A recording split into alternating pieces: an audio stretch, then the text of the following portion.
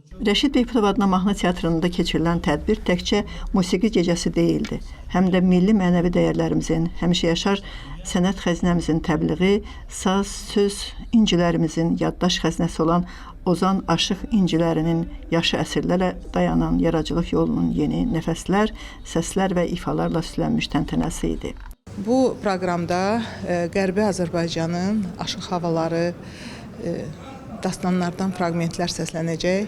Biz çox şadıq ki, universitetimizin tələbələri bu zonanın saz sözlü ənənələrini davam elətdirir və geniş tamaşaçı kütləsinə təqdim edir. Onu da qeyd edim ki, bu bizim ilk belə konsertimiz deyil.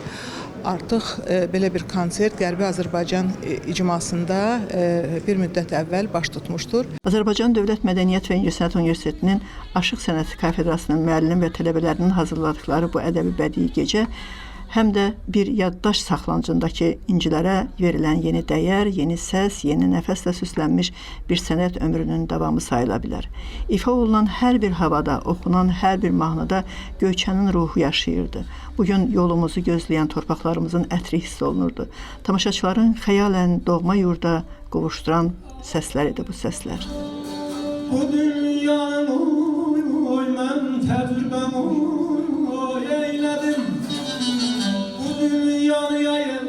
Bir vaxtlar Ulu Göyçənin qonaqlı qaralı sazlı sözlü günlərinin şahidi olan bir çox tamaşaçılar o yerləri valideynlərinin, nənə və babalarının xatirələrində tanıyıb sevən gənclər də bu mücizəli anlarda xəyalən Qərbi Azərbaycanın axar-baxarlı yurt yerlərini gəzib dolaşırdılar.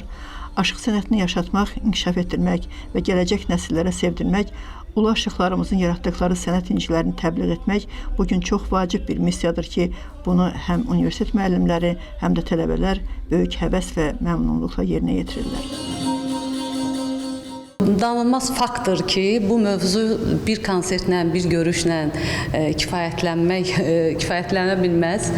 Amma biz çalışdıq ki, ən seçmə inciləri, hansı ki, o aşıq havaları, hansı ki, bizim öz torpaqlarımızın adını daşıyır, bizim Göyçə mahalımızın, elimizin, obalarımızın adlarını daşıyır və əlbəttə ki, Göyçədə yaşayıb yaradan ustadlarımızın adlarını daşıyan, onların yaratdığı aşıq havaları səslənəcək ki, bu necə ki biz universitetimizdə, tədrisdə aşıq Azərbaycan Ulu Ozan aşıq sənətinin həm bütün mühitlərini, məktəblərini, onlara xas olan ənənəvi ifaları, dastançılıq ənənələrini və əlbəttə ki çox variantlılıq ifa xüsusiyyətlərini necə ki tədris edirik, istəyirik ki, bunu həm də geniş kütləyə də təqdim edək. Qoy bilməyənlər də bilsin, bilənlər bir də xatırlasın və əlbəttə ki, böyük arzumuz, diləyimiz biz Göyçənin sazından, sözündən elə Göyçədə danışaq. Mən də bugün başlayan konsertdə 2 ifa ilə tamaşaçıların qarşısına çıxdım. İfamın biri tək olsa da digər ifam tələbəmizlə bərabər şəkildə oldu və düşünürəm ki, çox da yaxşı qarşılandı. Bir daha təşəkkür edirəm. Bu konsert sıradan bir musiqi gecəsi deyildi məncə.